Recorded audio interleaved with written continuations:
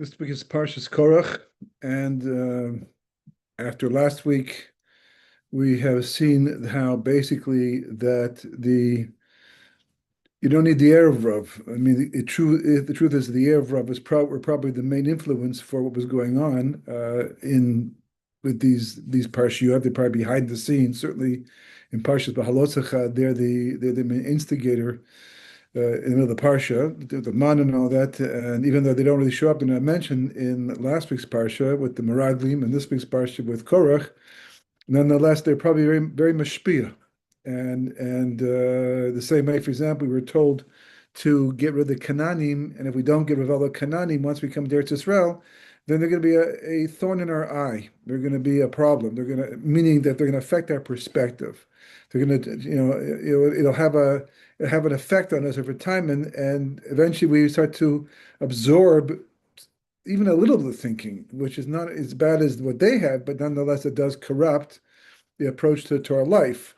And it's a danger. It's an ongoing danger all through history. We know that this is the problem with Galus. There are positive aspects and there are negative aspects. The positive aspects that we pick up a lot of things that we otherwise wouldn't have done on our own. Technology, for example, and we try to use it, apply it in a kosher way, use it in a productive way, that for the sake of Torah, for mitzvahs. We've seen that over the last 25, 30 some odd years, even longer than that, how technology has definitely helped the Torah world. I mean, so many websites exist today because of technology, and things are improving because of AI when it's used properly.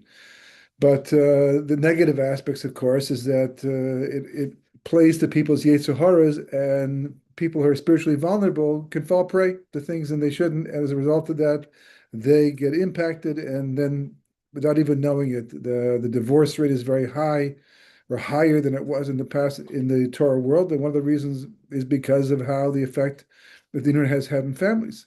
Not always. There's other major issues more than that still today, but that has certainly become an issue that should not have anything to do with the Jewish people per se. The secular world is one thing, but the Torah world is another thing altogether. But Korach stands on his own. He's unique. It's a machlokus whether or not he actually, this whole parsha took place back earlier at the time of the Meraglim, meaning back at the beginning of the 40 years, in which case, how could he not learn from what was going on previously? The Gemara said it came down basically to two wives, the wife of Korach and the wife of Omen Pelet, that assuming that the parsha came after the episode of Shlach Lecha, which is not really the way we go. It doesn't really make sense, especially from the Arizal's perspective, that more than likely Korach took place towards the end of the 40 years, but it doesn't make a difference. I mean, it actually does make a difference because they're a new generation. A lot of people were born in the desert. They're very young, and maybe missed a lot of the responses, divine responses to the rebellions in the earlier days, including the spies. But nonetheless, Korach is challenging the great Moshe Rabbeinu, and if anything, he got greater in stature, not less in stature, and he should have backed down. And the Medrash talks about different psychological aspects of the whole argument. In fact, Korach, according to the Medrash, didn't even answer Moshe back per se, because he was worried that Moshe would outsmart him and cause him to back down, and he didn't want to back down in the end. So therefore, he kept his mouth shut. So therefore, Moshe saw there was nothing to do. There's no way to convince him to change his ways before it became desperate, and consequently, Moshe has set up this whole side with the mouth of the earth swallowing up the people, and the fire burning up the people who are doing the incense offering, and how it all plays out in the parsha itself. But the bottom line, the bottom question is, how does a person have such incredible bravado, so to speak, to challenge Moshe Rabbeinu? Even though I've seen the Kabbalah behind this, I understand. I mean, I understand. The Rizal explains it, and others explain, what it is that was inside Korach and how even Rashi brings them, the Gemara brings down about the prophecy that he had, and Kabbalah explains that he was a Gilgul of the negative. It says, Vikach Korach, what did he take? He took the Ruach the second level of soul of Cain, which was damaged, and therefore he was damaged. And they explain, Korach in quite a bit of detail, which is why Rashi says this parsha is good to darshan out with the Medrash Tanchuma, because there's a lot of background information to give you an understanding of what's going on here. But all said and done, I just assumed for the longest time that it was arrogance. Arrogance, that's the main thing. If arrogance blinds. We see this all the time, because Baruch Hu says that I can't be in the world with someone who's arrogant, because he pushes on my feet, so to speak, pushes me out. So Korach, was blinded by his arrogance, and interesting how things work out in life. And these are questions that I deal with. I'm writing about this the whole week. It's on my mind, topic, and I ended up having an episode of my own personal life, literally last night, that gave me a little taste of how that works. Somebody who I don't even know, right, for reasons that really have nothing to do with me per se, but more to do with his own anger issues and his own perception of reality, started yelling at me in the middle of the street for something that really had no right for anything whatsoever. And you're trying to understand like where this person's coming from, and you see he's blind. He's blind to the reality. I mean, people watching could see this person is out of control, and it doesn't make sense. It's not alive. How you do that? How you do that to a stranger? How you do that? And the answer is because arrogance blinds. People have arrogance. They have this, over bloated egos, and it's amazing how it affects a person's perspective in life and changes the way things work. I was in an airport once, and I witnessed this. I was ready to board my plane with hundreds of other people, sitting there nice and quietly, and all of a sudden I hear a man screaming at the top of his lungs. Of course, everybody turns around. Hundreds of people turn around to see where it's coming from. The man is yelling with a stewardess, probably because he got bumped. Right? He was told to check in. This happened to me also. When they tell you to check in the boarding area, you're in trouble. You come, especially you're early. You come to check in, and they tell you, no, not here. You know that there's going to be a problem, and it happens. Unfortunately, it's irresponsible of the airlines, but it does happen. It doesn't happen often necessarily, but he probably got bummed with his wife and child right there, and he was furious. And everyone gets furious, everyone gets angry, everyone gets feels that you're cheated, but not everybody yells at the top of their lungs. His wife was humiliated. I don't know if the kid even understood what was going on, but certainly probably did not like it, and he didn't care. He didn't care that everybody was looking at him. He felt justified, and you watch this thing, and it shakes you up, because it's like illogical reality coming against a logical reality. It just doesn't fit into your perspective of how things should work. And you watch people do things, including yourself. You watch people do things all the time. And even last night, when this guy's arguing, he just wanted me to move a car that had rented 1-2 spots further up. Just should have done it, even though he was wrong. He had no right to tell me to do that, but just for the sake of peace. In fact, the Gemara says that a person should not be like Korach Vadaso, meaning they shouldn't, be involved in machlokas. And lastly, I got a whole different, shot on that, and a whole different, insight into that. It doesn't just mean to not be like Korach himself, but don't be like the instigators themselves, don't like be in that thing. Even if you're right, even if you're justified in what you believe, and what you say, and what you think, nevertheless, it's just not worth it, because some people just blow up. I mean, I didn't see it coming at all. I mean, I just did not see it coming. It never usually goes that far with anybody. But if I just moved my car 2 spots up, that would have been the end of it. Maybe yes, maybe no. He might have still come out of his car and still started screaming at me anyhow, because he already in anger. In fact, when he got my back up was when he first asked me. He didn't ask me politely. He was asked me with anger. So of course that gets you, a little bit riled up. And since he had no right, and does I have the right, So it's like when it says don't be like Korach Vadaso, it doesn't just mean don't be like a Korach itself, but don't even be involved in any way that might even lead and give the Korachs of life an opportunity to do what they do worst. And this perhaps is one of the reasons why in the Mishnah in Pirkei Avos, I believe it's chapter 5, Mishnah 19, and it's bringing down about machlokas l'shem shemaim. And it says, a machlokas l'shem shemaim, an altruistic argument is a good thing. It's okay. In fact, Rav Hutner points out that those type of machlokuses, that's an argument, right? They often yield insights into Torah. The Gemara is filled with such machlokus. And because of it, it brings out insights because you go deeper. You have to like argue back and forth, and the arguments back and forth cause you to understand things differently because you never went that far. But now that they're asking the question, it makes you go further. And Rav Hutner speaks about this. And of course, one of the most famous examples of this is Beis Hillel and Beis Shammai. Hillel and Shammai themselves, but Beis Hillel and Beis Shammai were at odds the entire time, with different halachas, in terms or different approaches to certain halachas, right? And they're still here because as the Mishnah points out, any machlokas l'shem shamayim will last. It has kiyum. It has mamashas to it because it's for the sake of God, for the sake of Torah. But any machlokas that is not altruistic, is not for the right reasons, will not last. An example of that, korach v'adaso. So they ask the question, the mission, the mission is not parallel. In the first case, it says Beis Hillel, Beis Shammai. It mentions both parts of the machlokas. By Korach Vadaso, it doesn't mention Moshe Rabbeinu. He's arguing on the Kahuna and the Malchus. We know with Moshe Rabbeinu, it doesn't say Korach v'Moshe. It doesn't say that. It says Korach Vadaso because a couple of reasons.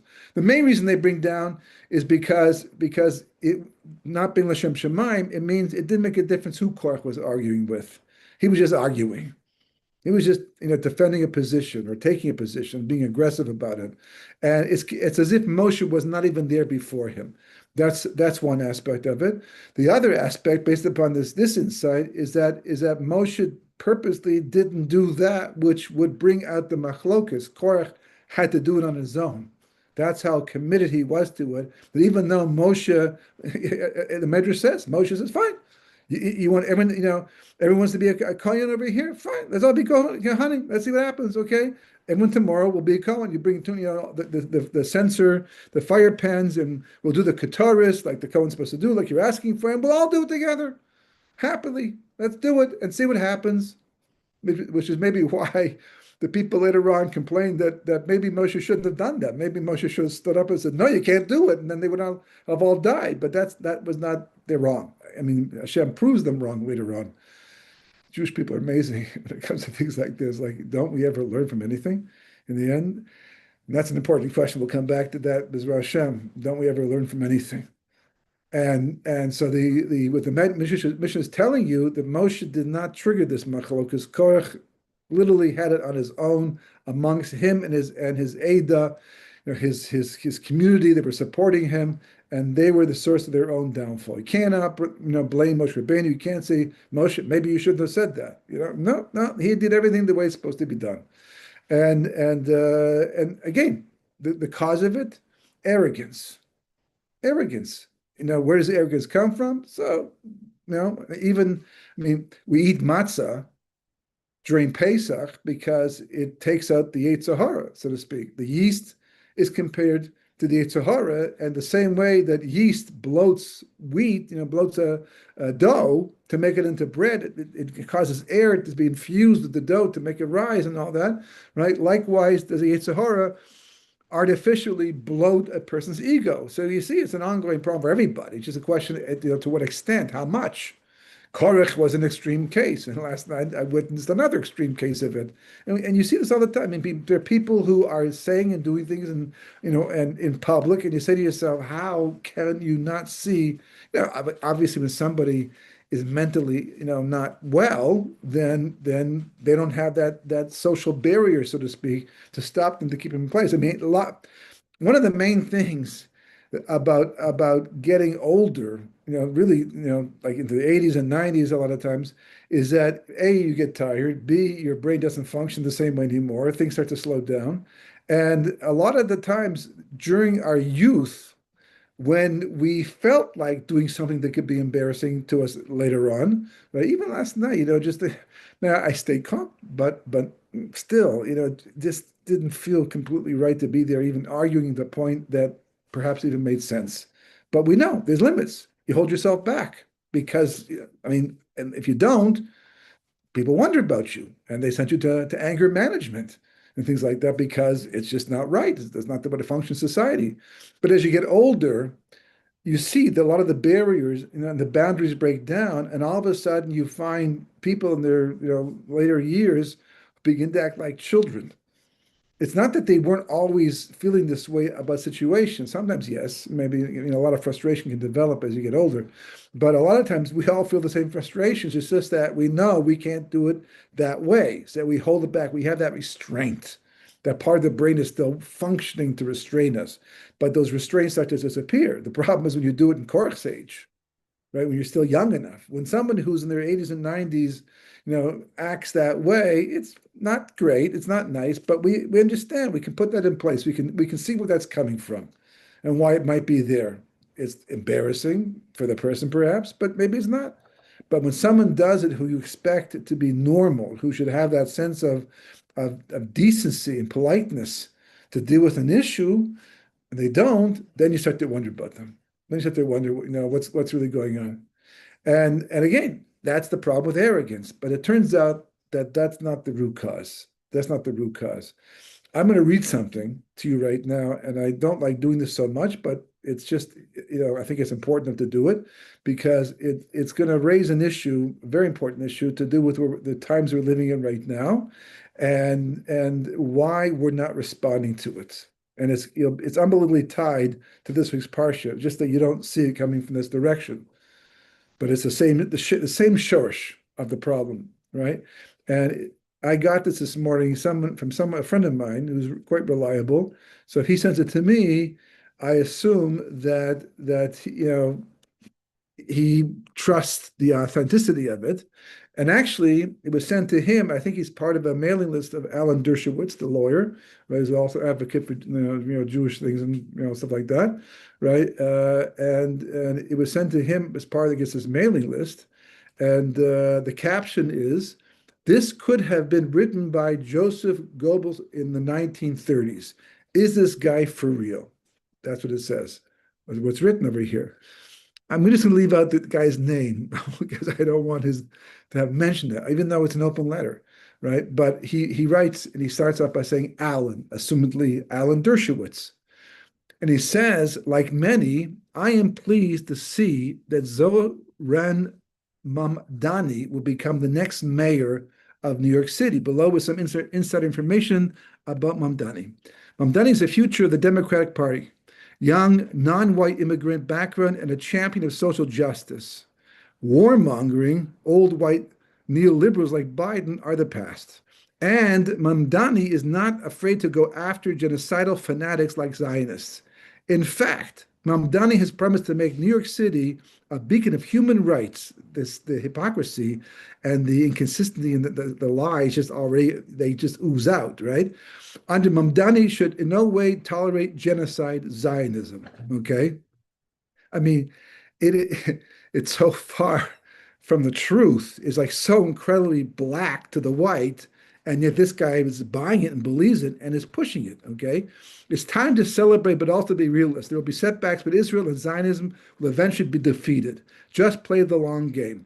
Demographic change in the U.S., as Mamdani demonstrates, will change U.S. foreign policy in the long term. This is, by the way, I got a separate, little clip of somebody basically talking and saying the same thing. How in 20 years' time, Israel will be completely off the boards, so to speak, because all the people who support it will all have died out, and the next generation is not on that page, and in a very nice, violent type way. Okay. Besides white people in the USA and Europe, and these people are some of the United States of America is now going to become basically non-white, and that the original country is no longer going to be whatsoever anything like it originally was. It's going to be now just immigrants instead, and that's what he's pushing for.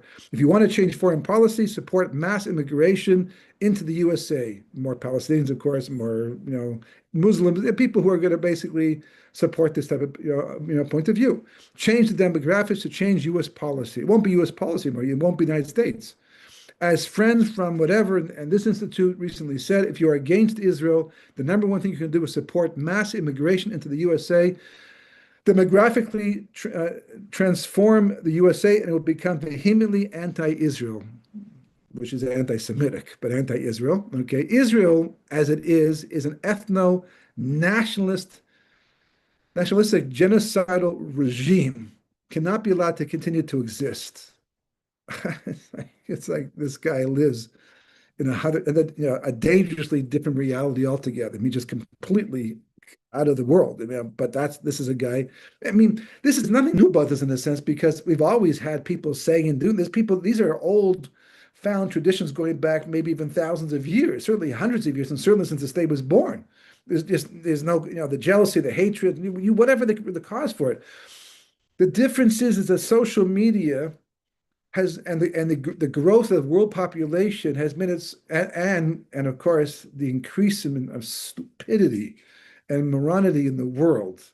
Someone was telling me the other day that they were doing studies in the brain, how when someone reads a book, how many parts of the brain light up. A doctor was telling us how many parts of the brain light up, and a person uses their phone, AI, just one little part of the brain lights up, right? So that parts of the brain's like a muscle. You're not using it, it starts to go soft and be and this is the world today, and people are eating this up. They're buying it without even checking out the results. When they do check out the reality, of course, they find it's completely sheker.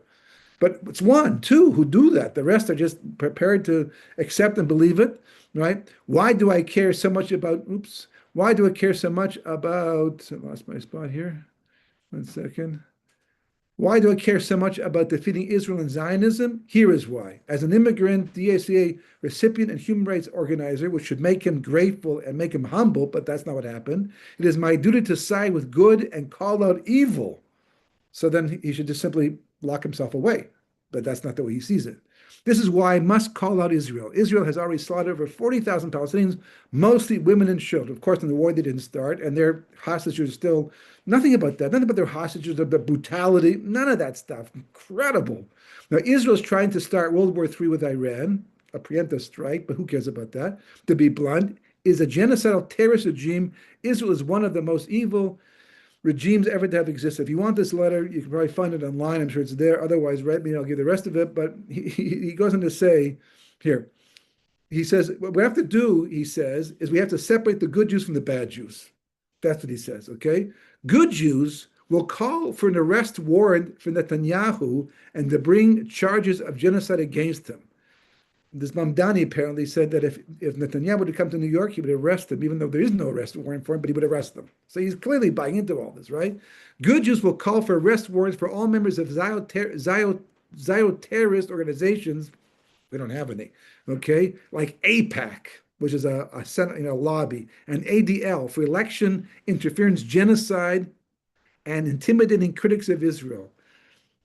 You ever see what happens when a Jew tries to stand up peacefully on behalf of Israel, and the liberals do what they do to them versus what happens if they show up at a Jewish, a Jew, and it's like literally insanity.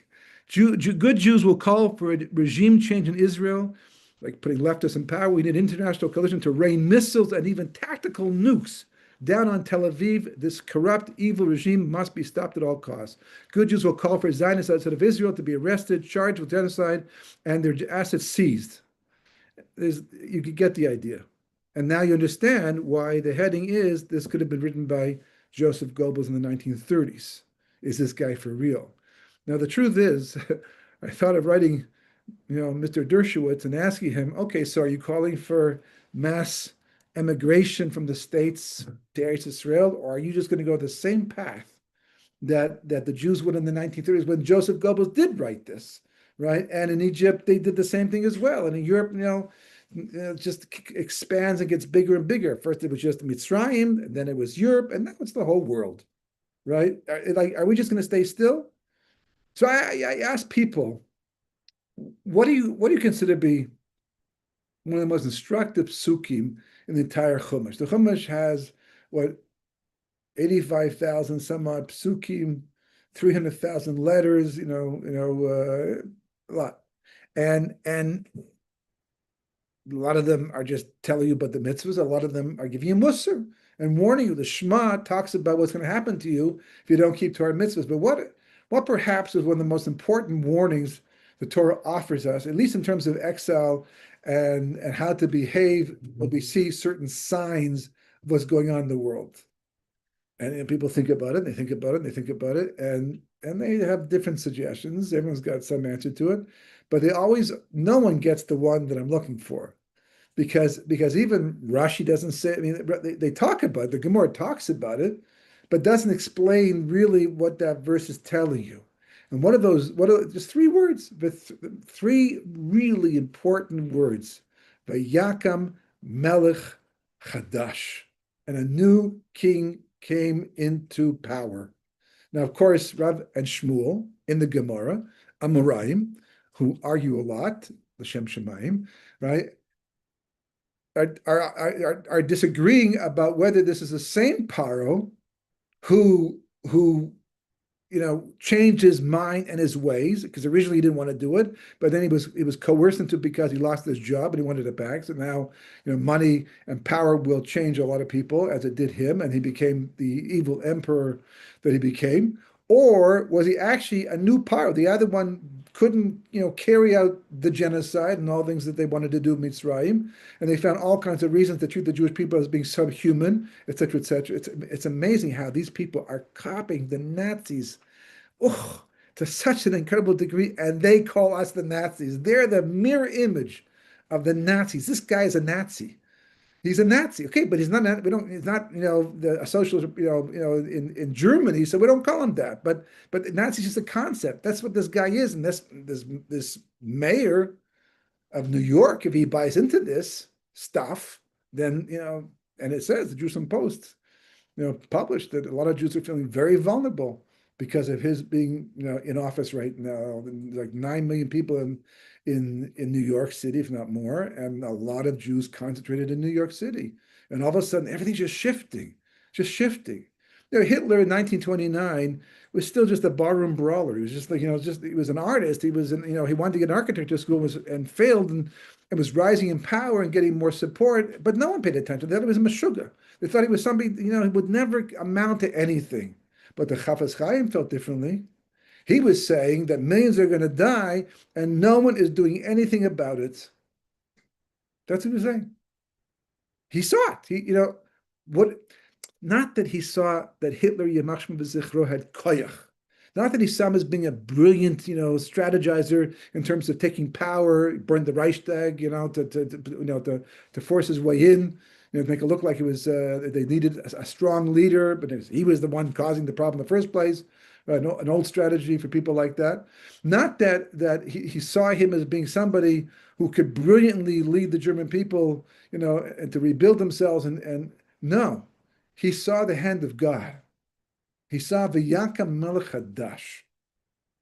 So everybody was looking b'derech teva at Hitler, and they're writing him off, thinking he's. Of course, by the time we realized that he was going to do what he said he's going to do, right down to the Holocaust, which is in Mein Kampf already, which he wrote is in jail for being a barroom brawler, right? He wrote it back then, and then he expressed his opinion back there. He actually made good on all the threats that he wrote about, and nobody believed it. Nobody moved. In fact, between 1930 and 1939, there was a thing called the Havar Agreement.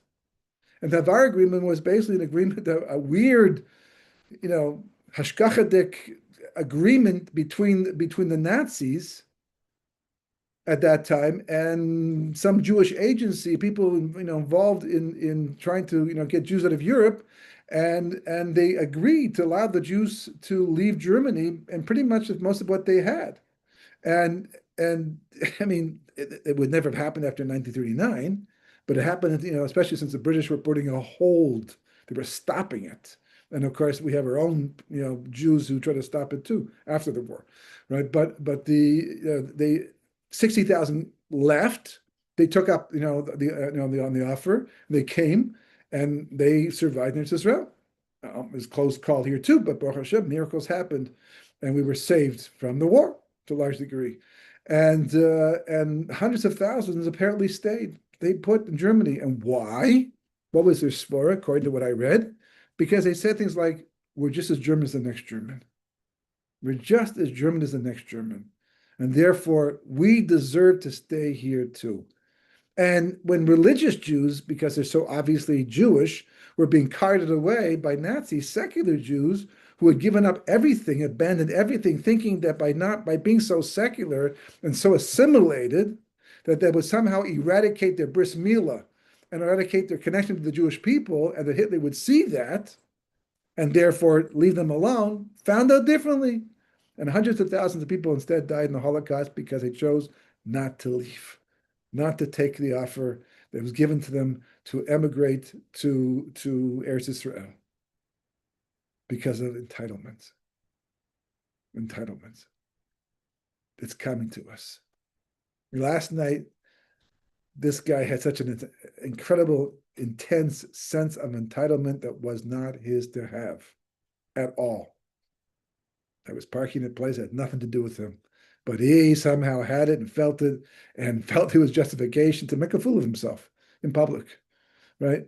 I also felt a sense of entitlement. That's why I got my back up. That's why I allowed this thing to go further than it should have. Because I said, I'm a neighbor too. I don't have a car. This is my car in a sense. And, in a sense, you're doing better off because 10 of us, instead of buying cars and taking up spots, we have one car just, we all share over here. But it was like, I have the right to park here too. And if I didn't have that sense of entitlement, I would have just moved my car, which I did anyhow, right? And that would have been the end of it, hopefully. Maybe yes, maybe no, but certainly much more likely that way. And the reason why the Jews of Germany stayed behind is because of entitlement. It wasn't the arrogance, it was entitlement that forced them to misread the signs, misread the history. The Chafetz Chaim, famous story of the Chafetz Chaim. Someone came to see him. His house was barren. He had nothing there, not barely bookshelves at all. For where he went to the Beis Medrash to learn. Somehow he learned it all, I guess, in his youth at yeshiva. Became the gadol that he was, absolutely meti plasiyat d'shmaya, the great Chafetz Chaim. His wife went to buy new benches for them to sit on, and she bought benches. They were broke, they were poor, but she splurged and bought benches with backs on them. I can't. It's very hard to sit in a chair without a back for a long period of time. I can't even sit in a chair with a back for a long period of time. And he made her take them back. No backs. So someone once coming through came to see him, the great Chafetz Chaim, and he looked around. He said, it's so barren. I guess you don't know how many people wanted to buy the Chafetz Chaim furniture and make his life better.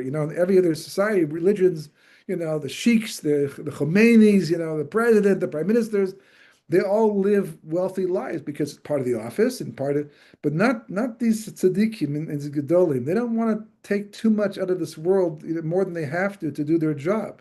Save it for the world to come. They're believers. They're real believers. But they also understand the more gashmis, the more we're connected. The more you have, the more entitled you feel. And that entitlement is dangerous. That's so dangerous. I can tell you, there are going to be, the signs, V'yakem melech hadash. Look how far it's come. I cannot believe that this is what's going on in New York, right? New York City. Incredible. And this will spread. And the reason why it will spread, because that's just local, but it's all over the country. It's college campuses. It's college students. It's professors. It's business people.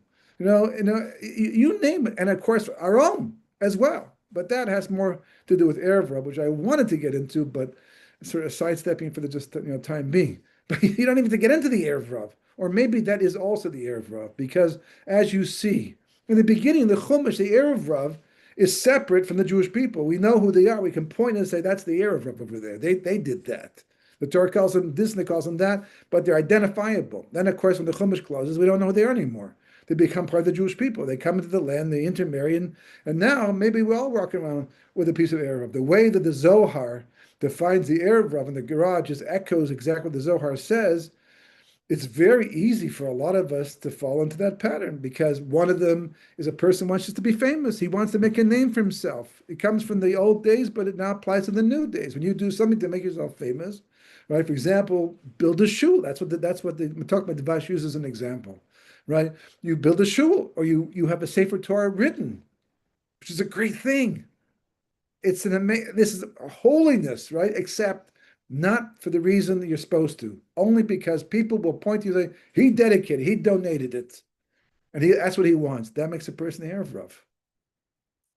It's not, if someone does it for the right reasons, but they also enjoy the. I mean, we all have guide, we all have egos, we need them, right? So if someone is doing it for the right reasons, but along the way they're getting some comfort, which they don't mind getting, okay, that's not Erev. That's just human. That's just what it means to be a normal person. But when your starting point and your ending point is all the wrong reason, that's called Erev. When somebody doesn't give tzedakah, doesn't help out Torah Jews, especially Tamei Chachamim, on principle, right? They don't want to support people who are not working for a living. They don't want to support. Again, everything has caveats. Everything has rules. If someone is skipping out to be, he's using Torah as a way to be irresponsible, we're not talking about that person. We're talking about people who learn Torah for the right reasons, people who put their Mesiras Nefesh and they're prepared to sacrifice Gashmias to be able to do the Ruchnis, but you still have to feed your family. There's a mitzvah. Hey, listen, the Torah didn't, command a person to have children. Lots of probably not get married. They very happily not get married and be single the rest of their life. There's been a few of those over history, and there'll probably be a lot more. But the Torah says you have to get married, you have to have children, and they have to feed them. They have to feed them. Also, they support, but they're trying to balance out both worlds, and that's where the zvulins of life come in. That's their schus. Your body, the tremendous schus and love of Hashem. You don't understand. You support his Tamei Chachamim, the real ones. You're supporting, so to speak, Hashem Kosh Baruch Hu. You're showing your love for Kosh Baruch Hu. You can't do that. It bugs you. It irks you. And you therefore you hold back because you don't want to be. That could put you in the category of Erev Rav. A lot of people today could easily fall in that category because of all these misconstrued understandings and ideas about how we should give tzedakah. Of course, like it's snews, people who have no problem, breaking the Torah in terms of what is allowed to be exposed. And it doesn't just not mean, allowed to be exposed. It also means the way you behave. Sneus incorporates, as many Gedolim pointed out, and it's not just, here we get notices all the time about how shaitos are not even permissible, but the Ashkenazic world holds by shaitos, but modest shaitos, right? And suits, how expensive, how much of a suit, how much money do you pay for a suit that people can read that you obviously wearing a very expensive suit. Ask a Shaila. Find out, right? Because anyhow, at the end of the day, it's just your olam haba. It has nothing to do with what other people are saying. The gadol is there, the opposing is there to help you figure these things out, to work it out for yourself personally, that you get it right. Because let's just get it, straight out. God has expectations of everybody. So you can argue and all you want with other people and make your claims, but at the end of the day, as they say, was sucht Gott? Right? What does God say? That's what you want to know. Which is difficult for some people because you see that some people, even if they're practicing Judaism, the word emphasis on the word practicing, it's on the outside. They're on the outside. It's like someone who's watching the weather through a window. Right, you're seeing the sun out and the breeze blowing, and people look happy. So you assume the weather is nice, and they're not wearing parkas. You can make a lot of calculations and assumptions about the weather without even feeling it, but you'll never have the experience. And for a lot of people, that's Judaism. They're on the outside. Davening is just a thing they have to do. Doing mitzvahs, put into film. They know that's their boundary. They know the moment they stop putting into film, they're a whole different Jew. Right, but as long as they put it into tefillin, even if they have no kavana, they do it quickly. Put it on. It's quick, last possible minute. Take it off the first possible minute. Right, you fulfilled the mitzvah. But is that what God wants? So you have to understand what God expects from you. Maybe that's all He expects from you. Far be it from us to say to somebody else what God expects from them. They can ask our opinion, but how do we know? What do we know? We don't know. Just because I do it this way doesn't mean you do it that way. The same way, you have different koiches and different things. But the bottom line is that people will have this sense of entitlement because of their connection to the material world, because of their connection to we're not Americans. Even if you have a green card or worse yet, you have a passport, you have a official, you're a citizen officially, or Canadian or British or French. I mean, those are official things we have to, even when it comes to Israel. You get a Teudas Zehut and all that because the government demands it. But you made Aliyah the moment you get here. Whether you actually register yourself with the government and get the benefits, don't get the benefits, it doesn't. Aliyah is just the term for coming to Israel to live. You've done it once you're here. You can't do it as a pilot trip. You have to commit yourself. But if you commit yourself to live here and you never register yourself with the government, then you're still made aliyah. But governments demand these things, so you become a citizen, right? But the only citizen you have to be is a citizen of Torah and God.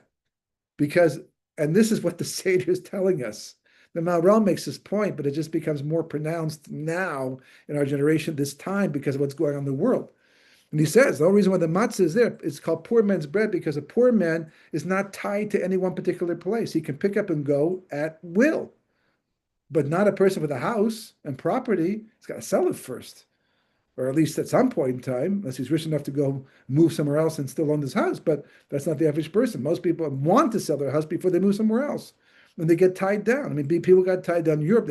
Transportation was poor, but they could have maybe left earlier. There were warnings. I mean, God did give us at least 10 years warnings. And some people saw them. Some people, responded to them. And they left Europe.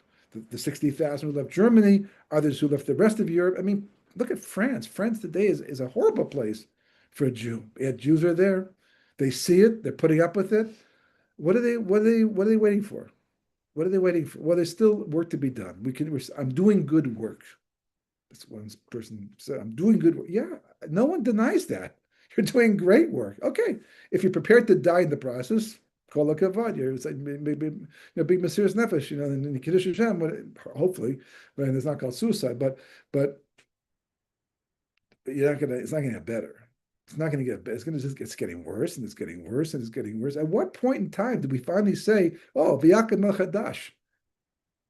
V'yakem melech hadash the words mean, and a new king arose. That's what the pshat of the words mean. But the mashma'ut, right? The meaning, the behind the meaning is God raised up a new anti-Semitic king because he was on a war path, so to speak.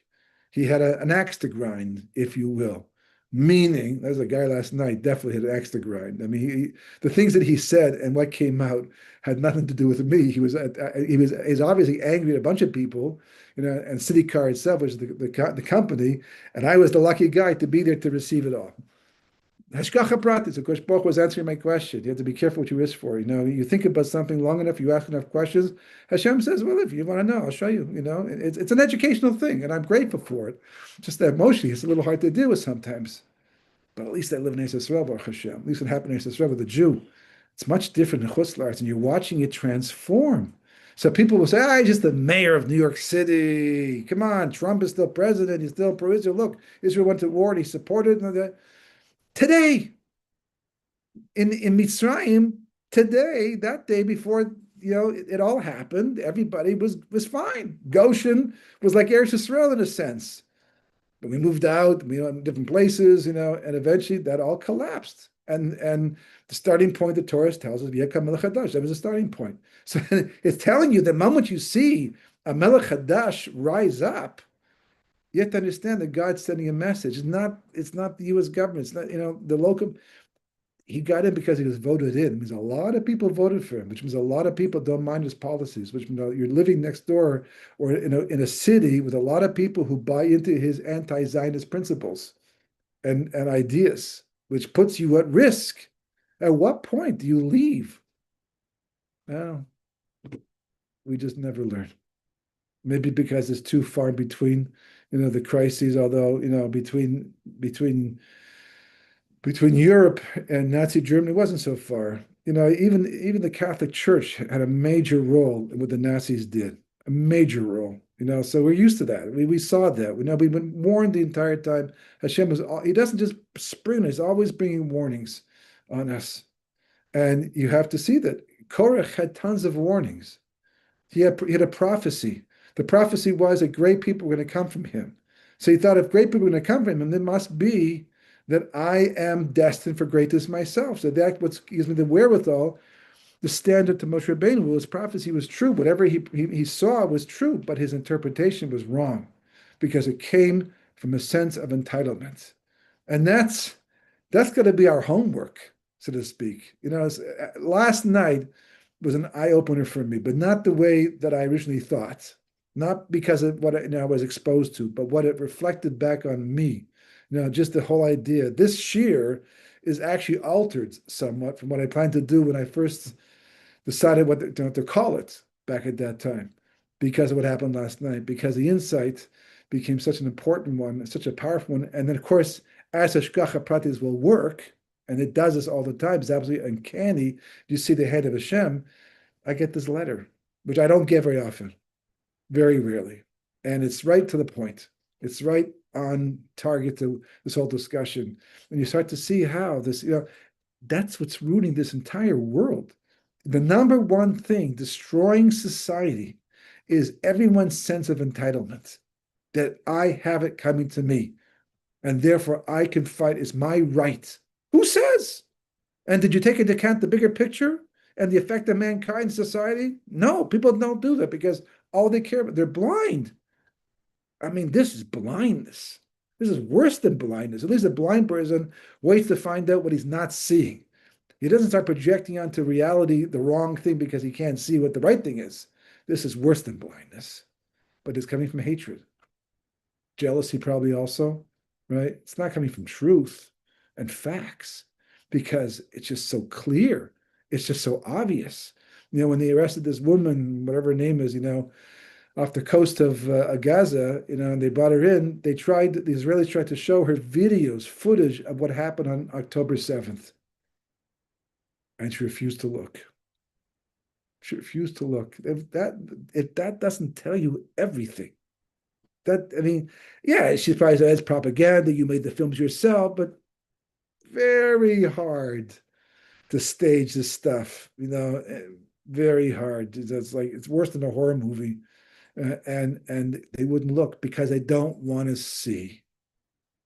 It will destroy their. Korach says, I'm not going to talk to Moshe. I don't want to hear what he has to say. He might turn me around. He might make me see the truth, and I'll have to back down. And I don't want to back down.